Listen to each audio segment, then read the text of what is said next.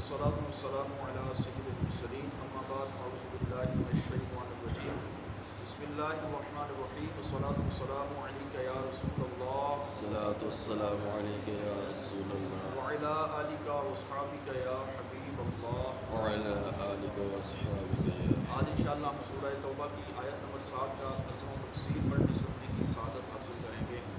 اعوذ باللہ من الشیطان الرجیم بسم اللہ الرحمن الرحیم انما الصدقات للفقراء والمساکین والعاملین علیہا والمؤلفة قلوبهم وفي الرقاب والغارمين وفي سبيل الله وابن السبيل فريضة من الله والله عليم حكيم۔ ترجمہ کنز العرفان، زکوٰۃ صرف فقیروں اور بالکل محتاجوں اور زکوٰۃ کی وصولی پر مقرر کیے ہوئے لوگ اور ان کے لیے ہے جن کے دلوں میں اسلام کی الفت ڈالی گئی، اور غلام آزاد کرنے والوں میں اور قرض داروں کے لیے اور اللہ کے راستے میں جانے والوں کے لیے اور مسافروں کے لیے ہے۔ یہ اللہ کا مقرر کیا ہوا حکم ہے، اللہ علم والا اور حکمت والا ہے۔ انما الصدقات، زکوٰۃ صرف ان لوگوں کے لیے ہے۔ جب منافقین نے صدقات کی تقسیم میں نبی پاک صلی اللہ تعالیٰ علیہ وسلم پر اعتراض کیا تو اللہ تبارک و تعالیٰ جل جلالہ نے اس آیت میں بیان فرما دیا کہ صدقات کے مستحق صرف یہی 8 قسم کے لوگ ہیں، انہی میں صدقات صرف کیے جائیں گے، ان کے سوا کوئی بھی زکوٰۃ کا مستحق نہیں ہے۔ نیز نبی پاک صلی اللہ تعالیٰ علیہ وسلم کو اموال صدقات سے کوئی واسطہ ہی نہیں، کیونکہ آپ علیہ السلام پر اور آپ کی اولاد پر صدقات حرام ہیں، تو تان کرنے والوں کو اعتراض کا کیا موقع ملا؟ یعنی منافقین نے جب نبی پاک نے مال غنیمت تقسیم فرمایا تو اس وقت اعتراض کیا تھا کہ اے محمد، پیچھے ہم سن کر آئے، عرض کیا تھا نبی پاک کی ذات پر اعتراض ہوا تھا کہ اے محمد آپ عدل سے کام لیجئے۔ آپ علیہ السلام نے فرمایا اگر میں عدل نہیں کروں گا تو پھر عدل کون کرے گا؟ تو فرمایا کہ نبی پاک علیہ السلام سے بڑا جب کوئی عادل نہیں ہے، اور آپ علیہ السلام کی ذات پر جب زکوٰۃ کو اللہ نے حرام کر دیا، آپ کی آل اولاد پر اللہ نے زکوٰۃ کو جو ہے وہ حرام کر دیا، تو اب نبی پاک کو اس سے کیا غرض کہ آپ علیہ السلام عدل نہ فرمائیں، اور آپ علیہ السلام کو زکوٰۃ سے اس مال سے کیا غرض جب اللہ نے اس کو آپ پر حرام فرما دیا؟ تو اب نبی پاک علیہ السلام اگر عدل نہیں فرمائیں گے تو پھر عدل کون فرمائے گا؟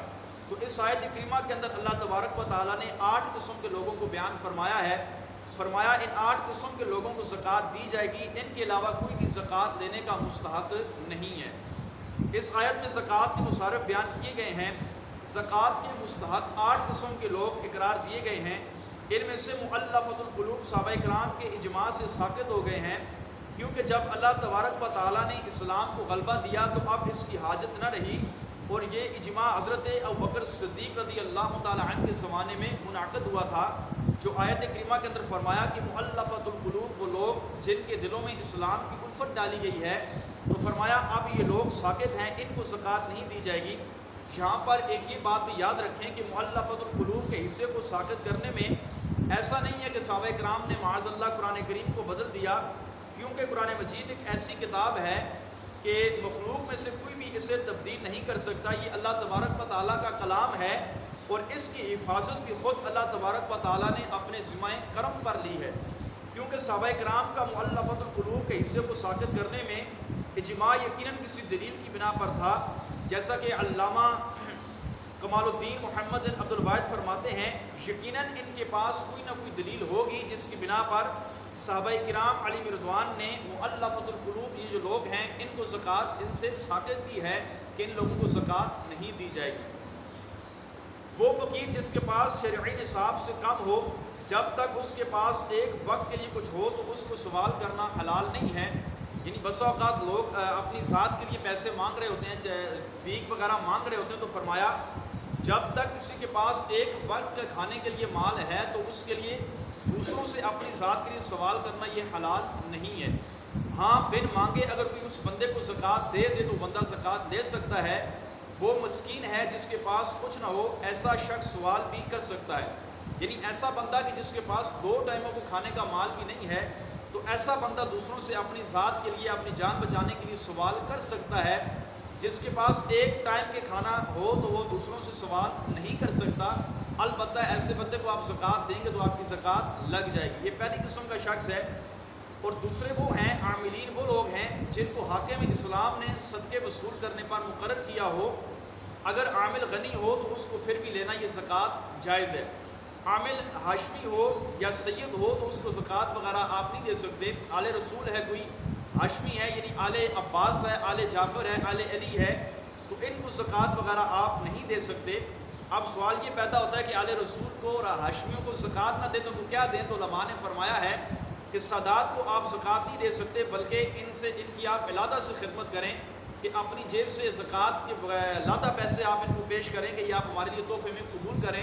کہ آل رسول کو اور ہاشمیوں کو جو ہے آپ تحفہ دے سکتے ہیں، زکوٰۃ وغیرہ ان کو نہیں دے سکتے. کہ اپنے پاک مال میں سے ان کو طائف آپ پیش کریں، زکوٰۃ ان کو آپ نہ دیں. گردنیں چھڑانے سے مراد یہ ہے کہ جن غلاموں کو ان کے مالک نے مخاطب کر دیا ہو، ایک مقدار مال کی مقرر کی ہو، اس قدر وہ ادا کریں تو آزاد وہی مستحق ہیں. ان کو آزاد کروانے کے لیے مال زکوٰۃ دیا جا سکتا ہے. یعنی مخاطب وہ غلام ہوتا ہے جس کو آقا نے کہا کہ مجھے تو 50 لاکھ روپیہ کما کر دے، جب 50 لاکھ تو مجھے کما کر دے گا تو آزاد ہو جائے گا. اس کو مخاطب کہتے ہیں ایسے غلام کو. تو فرمایا کہ ایسے غلام کو آزاد کروانے کے لیے بھی زکوٰۃ دے سکتے ہیں.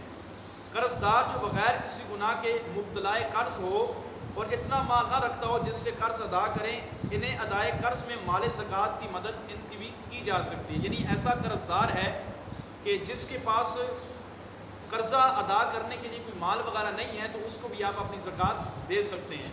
اللہ تعالیٰ کی راہ میں خرچ کرنے سے بے سامان مجاہدین اور نادر حاجیوں پر بھی صرف کرنا یہ بھی مراد ہے. یعنی پہلے کے جو حاجی پیدل جو سفر کرتے تھے، اسی طرح مجاہدین جو رائے خدا میں جہاد کرتے ہیں، ان پر بھی آپ اپنا مال زکوٰۃ خرچ کر سکتے ہیں. ابن سبیل سے مراد وہ مسافر ہیں جن کے پاس اس وقت مال نہ ہو. یعنی رائے خدا میں کوئی مسافر ہے، اس کے پاس مال وغیرہ نہیں ہے، تو ایسے مسافر کو بھی آپ اپنی زکوٰۃ وغیرہ دے سکتے ہیں. زکوٰۃ دینے والے کو یہ بھی جائز ہے کہ وہ ان تمام قسموں کے لوگوں کو زکوٰۃ دے، اور یہ بھی جائز ہے کہ ان میں سے کسی ایک ہی قسم کے بندے کو اپنی پوری زکوٰۃ دے دے، یا ان سب کو اپنی تھوڑی تھوڑی زکوٰۃ دے دے. اس کے لیے دونوں باتیں جائز ہیں. زکوٰۃ انہی لوگوں کے لیے خاص کی گئی ہے، لہٰذا ان کے علاوہ دوسرے مصرف میں خرچ نہ کی جائے، نہ مسجد کی تعمیر میں، نہ مردے کے کفن میں، اور نہ اس کے قرضے کی ادائیگی میں. یعنی مسجد کے اندر اپنی زکوٰۃ آپ نہیں دے سکتے. مسجد فقیر نہیں ہوتی، مسجد جو ہوتی ہے غنی ہوتی ہے. اس کو آپ زکوٰۃ دیں گے تو مسجد میں آپ کی زکوٰۃ نہیں لگے گی. اسی طرح مردے کے کفن میں زکوٰۃ کے پیسے خرچ کریں گے تو وہاں پر بھی آپ کی زکوٰۃ نہیں لگے گی. جو قرآن پاک کے اندر یہ 8 قسم کے لوگ بیان کیے گئے ہیں، ان کے علاوہ اگر کہیں آپ اپنی زکوٰۃ دیں گے تو آپ کی زکوٰۃ نہیں لگے گی. زکوٰۃ بنی ہاشم اور غنی اور ان کے غلاموں کو بھی نہیں دی جا سکتی، اور نہ ہی آدمی اپنی بیوی کو اور اولاد کو اور نہ غلام کو زکوٰۃ دے سکتا ہے. یعنی شوہر اپنی بیوی کو زکوٰۃ نہیں دے سکتا، باپ اپنے بیٹے کو بیٹی کو زکوٰۃ نہیں دے سکتا. ان کے علاوہ دوسروں کو زکوٰۃ دے سکتے ہیں. یعنی بھائی بھائی کو زکوٰۃ دے سکتا ہے، بھائی اپنی بہن کو بھی دے سکتا ہے، لیکن باپ اپنے بیٹے کو اور اپنی بیٹی کو زکوٰۃ نہیں دے سکتا. اوپر جتنے بھی رشتے آتے ہیں، باپ بیٹا اپنے باپ سے زکوٰۃ نہیں لے سکتا، پھر باپ آگے اپنے باپ سے نہیں لے سکتا، وہ اپنی ماں سے نہیں لے سکتا. تو اس طرح زکوٰۃ نہیں لی جا سکتی. بھائی اپنی بہن کو اور رشتہ دار اپنے رشتہ دار کو زکوٰۃ دے سکتا ہے، باپ اپنا بیٹے اور بیٹی کو زکوٰۃ وغیرہ نہیں دے سکتا. اسی طرح بنی ہاشم اور آل رسول اور ان کے غلاموں کو زکوٰۃ وغیرہ نہیں دی جا سکتی. اللہ تبارک و تعالیٰ جل جلالہ کی بارگاہ میں دعا ہے، اللہ تعالیٰ ہم سب کو اپنی زکوٰۃیں، اپنے صدقات صحیح طریقے سے اللہ تبارک و تعالیٰ کی راہ میں خرچ کرنے کی توفیق عطا فرمائے. آمین بجاہ النبی الامین صلی اللہ تعالیٰ علیہ وسلم.